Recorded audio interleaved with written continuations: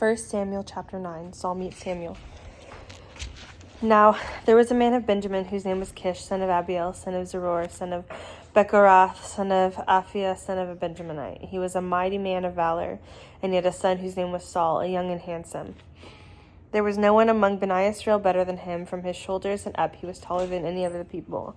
Now the donkeys of Kish, Saul's father, were lost. So Kish said to his son Saul, "Take one of the servants with you, get up and go look for the donkeys." So he passed through the hill country of Ephraim and passed through the land of Shalisha, but they did not find them. Then they passed through the land of Shaalim, but they were not there. Then he passed through the land of Benjamin, but still did not find them. When they arrived in the land of Zuph, Saul said to his servant with him, "Come, let's go back.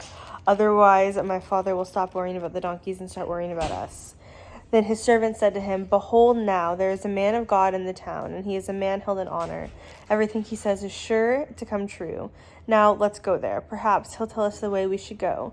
Then said Saul to his servant, "But look, if we go, what would we bring the man? For the bread is not gone from our sacks, and there is nothing to bring to the man of God. As a present, what do we have?" The servant answered Saul again and said, "Behold, I have in my hand a quarter of a shekel of silver. I will give it to the man of God, and he will tell us our way. Formerly in Israel, a man went to inquire of God. He said, 'Come, let us go see the seer.' For today's prophet was formerly called a seer."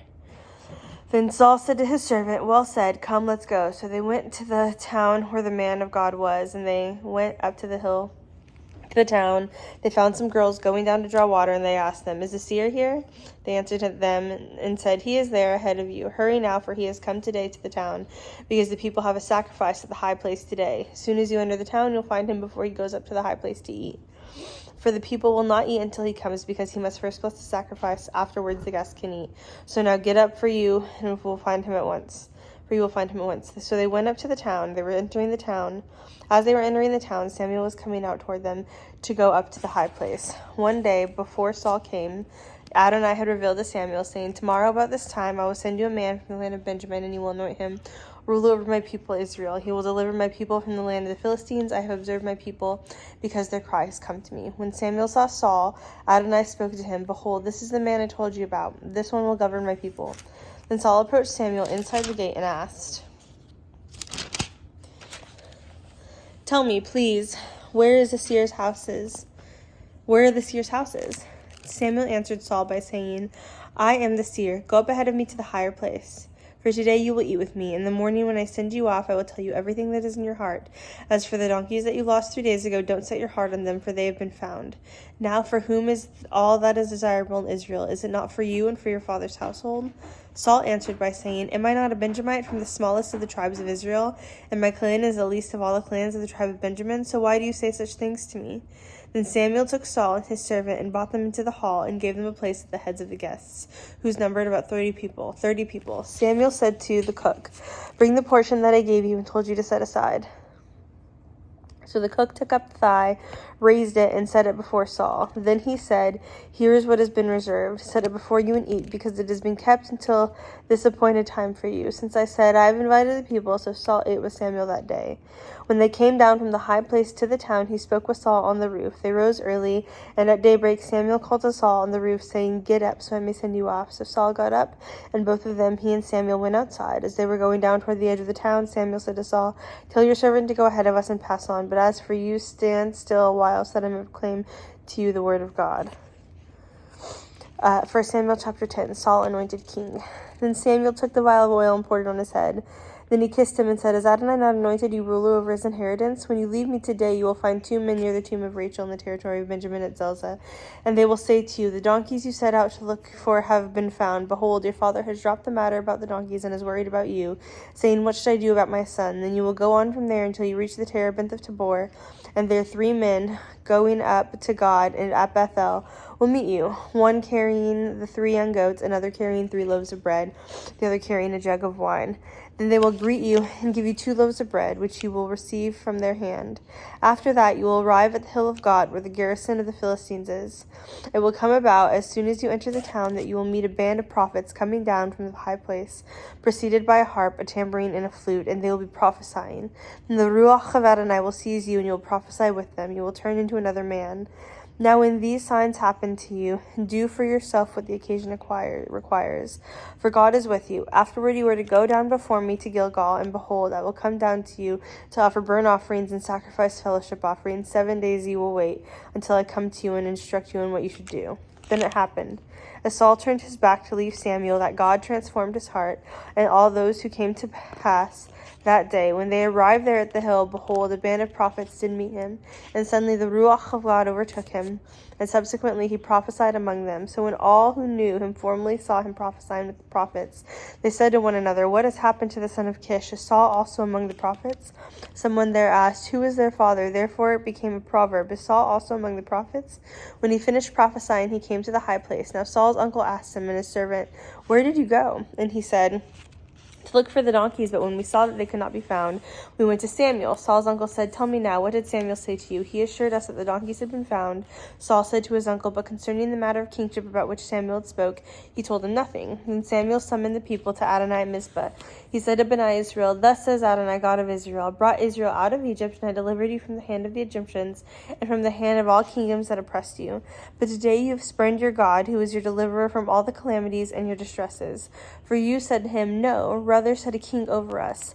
Now therefore present yourselves before Adonai by your tribes and by your thousands. So Samuel brought all the tribes of Israel near, and the tribe of Benjamin was chosen. Then he brought forward the tribe of Benjamin by its clans, and the clan of the matriarchs was chosen. Finally Saul, son of Kish, was chosen, but when they looked for him, he could not be found. Therefore they inquired of Adonai further.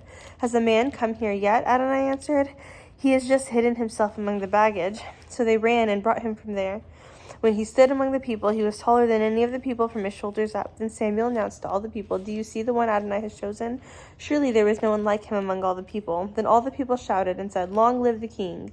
Then Samuel explained to the people the rules of kingship, wrote them in a scroll, and placed it before Adonai. Then Samuel sent all the people away, every man to his house. Saul also went home to Gibeah, accompanied by men of valor, whose hearts God had touched. But certain worthless men said, How can this one save us? So they despised him and brought him no present, but he kept silent. 1 Samuel chapter 11, Saul's first victory. Now Nahash, the Ammonite, marched up and encamped against Jabesh Gilead. Then all the men of Jabesh said to Nahash, Make a treaty with us, and we will serve you. But Nahash the Ammonite said to them, Only on this condition will I make a treaty with you, by gouging out the right eye of every one of you. Thus I will bring disgrace on all Israel. So the elders of Jabesh said to him, Give us 7 days respite, so we may send messengers through all the territory of Israel. If no one comes to deliver us, we will surrender to you. When the messengers came to Gibeah of Saul and spoke these words in the hearing of the people, all the people lifted up their voice and wept. Now behold, Saul was coming from the field behind the oxen. So Saul said, Why are all the people weeping? Then they told him the words of the men of Jabesh. Then the Ruach of God suddenly rushed upon Saul when he heard these words, and his anger blazed. So he took a pair of oxen, cut them in pieces, and sent them through all the territory of Israel by the hand of messengers, saying, Whoever does not come out after Saul and after Samuel, so it will be done to his oxen. So the dread of Adonai fell on the people. He came out as one man. And they came out as one man. He numbered them in Bezek, and Benai Israel were 300,000, and the men of Judah 30,000. So they said to the messengers who came, Thus will you say to the men of Jabesh Gilead, Tomorrow by the time the sun is hot, you will have deliverance. The messengers came and told the men of Jabesh that they were glad. Then the men of Jabesh said, Tomorrow we will surrender to you, and you can do to us whatever seems good to you. So it was the following day that Saul divided the people into 3 columns. They penetrated into the midst of the camp at the morning watch, and struck down the Ammonites until the heat of day. It came about that the survivors were scattered, so that no 2 of them were left together. Then the people said to Samuel, Who was it who said, Should Saul reign over us? Bring them in, so we may put them to death. But Saul replied, No man will be put to death this day, for the day Adonai has brought deliverance to Israel. Then Samuel said to the people, Come, let us go to Gilgal and reaffirm the kingdom there. So all the people went to Gilgal, and there they made Saul king before Adonai in Gilgal. There they sacrificed fellowship offerings before Adonai, and there Saul and all the men of Israel rejoiced greatly. 1 Samuel chapter 12, Samuel rebukes Israel. Then Samuel said to Israel, Behold, I have listened to your voice, and all you said to me, and have set a king over you. Now here is the king who will go before you while I am old and gray. Also, here are my sons with you. I have gone before you from my youth to this day. Here I am. Witness against me before Adonai and before his anointed. Whose ox have I taken, or whose donkey have I taken? Whom have I defrauded, or whom have I oppressed? From whose hand have I taken a bribe to look the other way? I will restore it to you. They replied, You have defrauded us, or oppressed us, or taken anything from us. You haven't, or taken anything from us, from anyone's hand. Then he said to them, Adonai is then a witness against you, and his anointed is a witness this day that you have not found anything in my hand. He is a witness, they replied. Then Samuel said to the people, It is Adonai who appointed Moses and Aaron, and who brought your fathers up from the land of Egypt. So now stand still, so that I may plead with you before Adonai concerning all the righteous acts of Adonai, which he did for you and your fathers. So when Jacob entered Egypt, and your fathers cried out to Adonai, then Adonai sent to Moses and Aaron, who brought your fathers out of Egypt, and settled them in this place. But they forgot Adonai their God. So he gave them over to the hands of Sisera, captain of the army of Hazor, into the hand of the Philistines, and into the hand of the Moab, who fought against them. So they cried out to Adonai and said, We have sinned because we have forsaken Adonai and have worshipped the Baalim and the Ashtaroth. But now deliver us from the hand of our enemies, and we will worship you. Then Adonai sent Jerubbaal, Bedan, Jephthah, and Samuel, and delivered you from the hand of your enemies on every side, so that you might live securely. But when you saw Nahash, king of the Ammonites, marching against you, you said to me, No, but a king must reign over us, even though Adonai your God is your king. Now therefore, here is the king whom you have chosen, and whom you have asked for. And behold, Adonai has set him as king over you. If you fear Adonai and worship him, then listen to his voice, and do not rebel against the command of Adonai. Then both you, as well as the king who reigns over you, will be following Adonai your God. But if you do not listen to the voice of Adonai, and rebel against the command of Adonai, then the hand of Adonai will be against you, and against your fathers. Now stand by and see this great thing that Adonai will do before your eyes. It is not wheat harvest season today. I will call to Adonai that he may send thunder and rain. Then you will know and see that your wickedness is great, which you have done in the sight of Adonai by asking for yourselves a king. So Samuel prayed to Adonai, and Adonai sent thunder and rain that day. Then all the people greatly feared Adonai and Samuel, and all the people said to Samuel, Pray for your servants to Adonai your God, that we would not die, for we have added to all our sins this evil by asking for ourselves a king. Samuel said to the people, Fear not, indeed you have done all this evil, yet do not turn aside from the following Adonai, but worship Adonai with all your heart. Do not turn aside to go after empty things that cannot profit for or deliver, for they are futile. For Adonai will not forsake his people for his great name's sake, because it has pleased Adonai to make you a people to himself. Moreover, as for me, far be it from me that I should sin against Adonai by ceasing to pray for you, yet I will keep instructing you in the good and straight way. Only fear Adonai and worship him in truth with all your heart, considering how magnificently he has dealt with you. But if you persist in acting wickedly, you will be swept away, both you and your king. 1 Samuel chapter 13, Saul's misguided sacrifice. Saul was 30 years old when he began to reign, and he reigned for 42 years over Israel. Now Saul chose for himself 3,000 men of Israel, of which 2,000 were with Saul in Michmas and in the hill country of Bethel, and 1,000 were with Jonathan in Gibeah of Benjamin. The rest of the troops he sent away, each one to his tent. Now Jonathan struck down the garrison of the Philistines that was in Geba, and the Philistines heard of it. So Saul blew the shofar through the country, saying, Let the Hebrews hear. All Israel heard the news. Saul had struck down the garrison of the Philistines, so Israel has become such a stench to the Philistines. Then the people were summoned to Saul at Gilgal. Meanwhile, the Philistines assembled themselves to fight with Israel, 30,000 chariots, 6,000 horsemen and troops as numerous as the sand on the seashore. They marched up and camped in Michmas, east of Beth-aven. When the men of Israel saw that they were in trouble because the people were hard pressed, they hid in caves, thickets, cliffs, crevices, and pits. Some of the Hebrews even crossed over the Jordan into the land of Gad and Gilead. But as far as Saul, he was still in Gilgal, but all the people following him were trembling.